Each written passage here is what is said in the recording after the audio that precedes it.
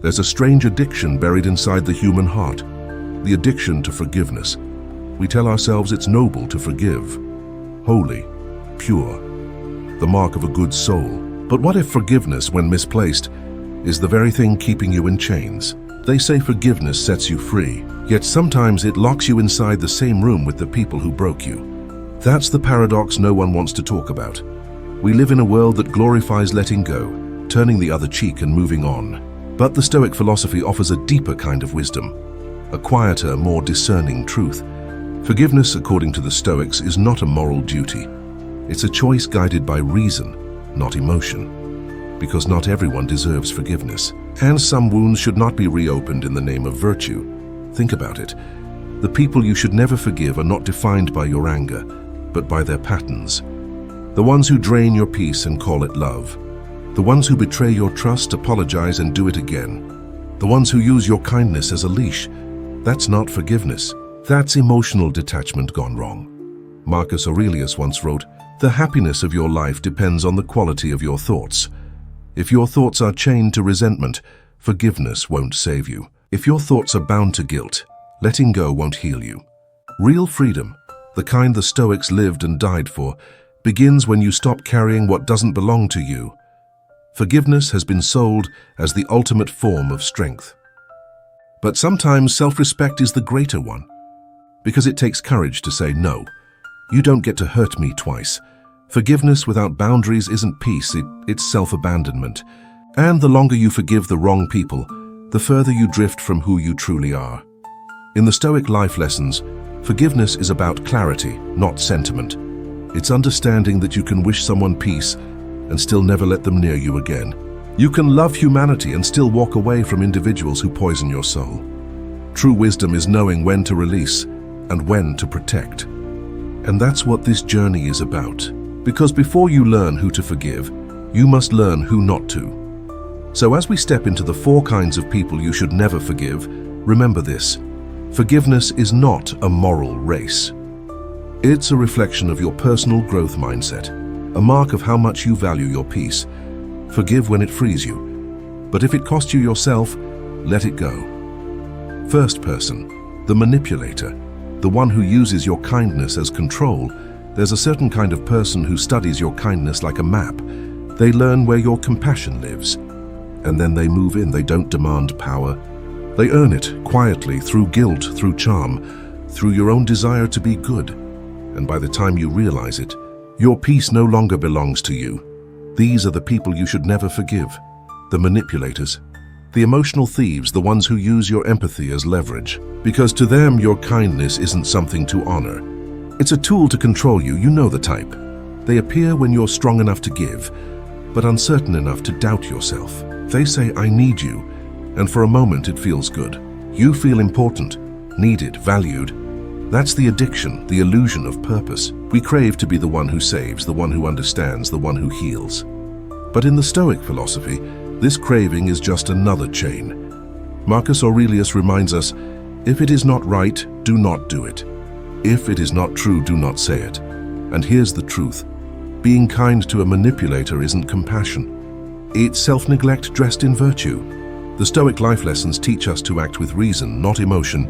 When someone repeatedly uses your empathy to their advantage, you must practice emotional detachment, not as cruelty, but as clarity. Because there's a difference between helping and being used. The manipulator thrives on reaction. When you rise to defend yourself, they twist your words. When you forgive, they test your limits again. They are addicted to control, and you become addicted to explaining yourself. But in Stoicism, your power lies in perception. You can't control what they do, only how you respond. So stop feeding the cycle with forgiveness. Stop granting second chances to those who turned the first one into a weapon. Real self-respect begins when you recognize the difference between compassion and compliance. When you understand that mercy without discernment becomes a slow kind of self-destruction. Forgiveness doesn't heal manipulators, it empowers them.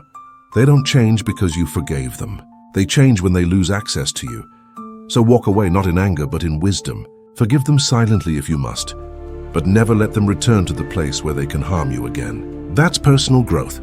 That's the Stoic path, Strength without bitterness, distance without hate. The manipulator's power ends the moment you stop playing their game. Remember, they can't twist your emotions if you stop offering them the strings. In the journey of forgiveness and freedom, this is your first act of self-liberation, choosing who never gets another chance to pull you down. Because sometimes, saying no more is the most sacred kind of forgiveness there is. Second person. The repeated offender, the addiction to familiar. Pain, there's a pattern that almost everyone falls into, the cycle of forgiving the same person over and over again. You tell yourself it's compassion. You tell yourself it's strength. But deep down, you know, it's habit.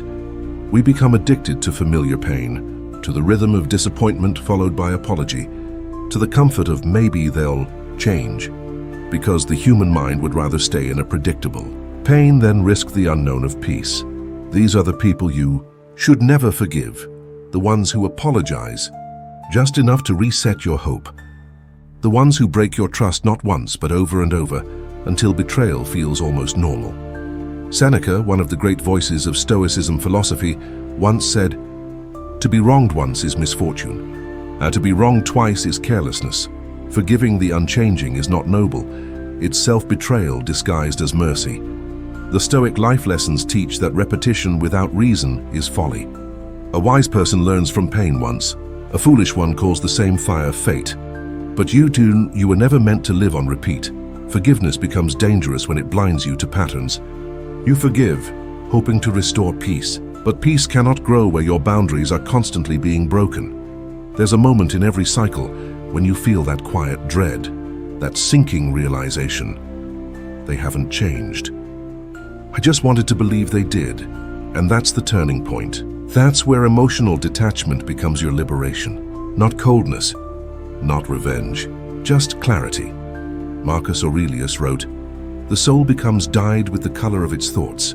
If your thoughts are soaked in disappointment, what color will your soul become?" Forgiveness without accountability stains you slowly. Every second chance you give the wrong person is another drop of color fading your spirit.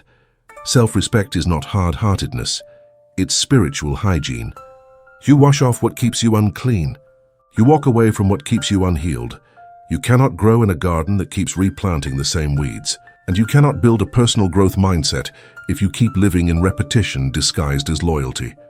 Forgive once for understanding. Forgive twice for wisdom. But the third time? That's no longer forgiveness, it's permission. Stoicism doesn't ask you to hold grudges. It asks you to hold standards. It asks you to see reality as it is, not as you hope it could be. The repeat offender thrives in your hope, not your hate. So when you finally stop forgiving them, it's not cruelty, it's a declaration. I've learned the lesson this pain came to teach, and that's the moment you reclaim your peace. The moment you realize that letting go of the cycle is the purest form of forgiveness there is. Third person, the silent diminisher. The subtle addiction to approval. Not every wound screams, some whisper. Some disguise themselves as laughter, as friendship, as just a joke.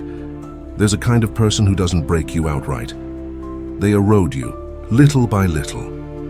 A quiet, constant dripping of doubt until you start questioning your own light. These are the people you should never forgive, the silent diminishers. They won't shout, they won't strike. They'll simply plant small seeds of insecurity every time you grow too confident. They hide behind irony, behind playfulness, behind care. They'll say, "I'm just being honest," but their honesty always comes wrapped in poison. This is the subtle addiction to approval, the craving to be accepted even by those who belittle us. We keep them close because we fear the silence that follows their absence. We forgive them because confrontation feels heavier than their insults. But every time you let it slide, you teach them that your peace is negotiable. The Stoic philosophy cuts through this illusion. Epictetus wrote, "It's not what happens to you, but how you react to it that matters." You cannot control their words, but you can control how deeply you let them echo. The Stoic life lessons remind us, emotional detachment is not coldness, it's clarity. It's recognizing that the ones who make you shrink are not your friends. It's learning that silence is not peace if it costs your self-worth. Forgiveness, in this case, doesn't cleanse, it corrodes. Because you can't heal in the same space that keeps reopening your wounds. We chase their approval like addicts chasing a high. The moment they praise us, it's euphoria. When they withdraw it, we spiral. And that's the trap. The addiction to validation from those who quietly starve our confidence. Marcus Aurelius wrote, "It is not death that a man should fear, but never beginning to live." And you cannot begin to live freely while imprisoned by the opinions of the small-hearted. So choose self-respect over connection. Choose silence over sarcasm. Choose distance over disapproval disguised as love. True personal growth isn't about pleasing everyone. It's about recognizing who dims your inner fire and walking away before the smoke blinds you. Forgiveness here doesn't mean reconciliation.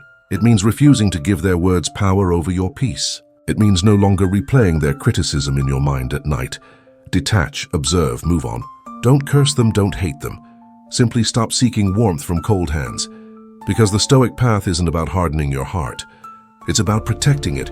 Forgive them in your heart if you must, but never again let them near enough to make you doubt your worth. That's the quiet power of emotional detachment. That's the art of forgiveness through self-respect. Fourth person. The past self, the hardest addiction to break. There's one person who haunts you more than anyone else ever could. They know your secrets. They know your guilt. They know every wrong word, every lost chance, every silent regret. That person is you.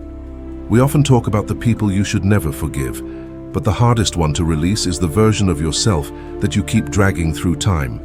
The one who made the mistake, the one who stayed too long, the one who settled, who said yes when they should have said no. You replay their choices in your mind like a film you can't turn off. Every scene burns. Every memory reopens a wound that no longer exists, except in thought. This is the deepest form of addiction, the addiction to regret.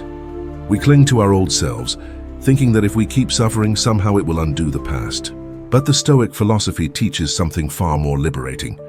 You can't change what has been done, but you can transform who you are because of it. Marcus Aurelius wrote, "Waste no more time arguing what a good man should be. Be one." The Stoic life lessons remind us that life moves only forward. Every breath you take belongs to the present, not to the shadow of who you were. So why do we keep forgiving our old selves in circles? Because guilt feels familiar. And the familiar, even when it hurts, feels safe. But forgiveness, when done properly, is not about forgetting what happened. It's about understanding that you are not the same person who did it. That version of you was learning, stumbling, surviving. Now you are observing, evolving, choosing. Emotional detachment here doesn't mean coldness toward your past. It means compassion without identification.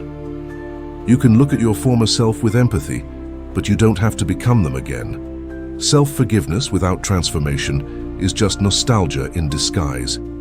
The personal growth mindset requires action, not pity. Turn guilt into fuel. Turn mistakes into wisdom. Turn pain into purpose. Seneca once said, "Every new beginning comes from some other beginning's end." Your past self was necessary, the soil for your growth. But you can't keep planting new seeds in the ashes of who you were. Self-respect is honoring your evolution by no longer punishing yourself for being human.